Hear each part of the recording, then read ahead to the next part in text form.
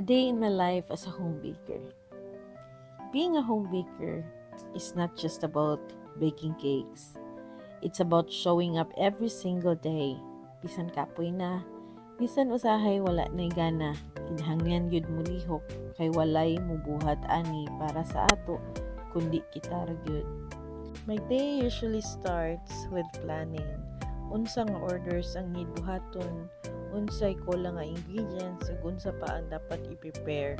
Mangumpra mi og flour ug sugar in sacks kay mas practical ug mas makasave gyud kung bulk.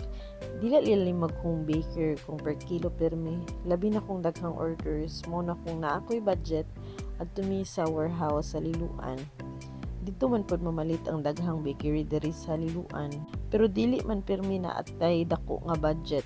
Naay mga adlaw nga kinahanglan magtipid, mag-budget gyud taman sa makaya, and that's okay. Mo nang usahay mo palit ra ko per kilo sa yati sa HK Tantuan Baker Shop, usa sa akong pinaka-trusted nga supplier. Dugay na gid ko nila nga customer og pabalo na ko nga quality gyud ilang ingredients. After ana nga mga errands, balik dayon sa balay or kitchen. Dito na magsugod ang tinuod nga trabaho.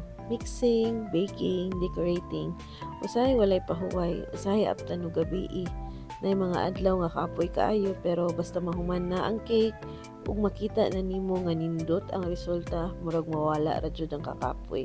Every time I make carries effort, time ug gugma. Dili lang gid ni negosyo, passion ni siya. Bisan lisod usahay, padayon lang gyud kay para ni sa atong pangandoy, para sa atong pamilya ug para sa mas maayong kaugmaon. This is the reality of being a home baker. Dili permi perfect pero worth it.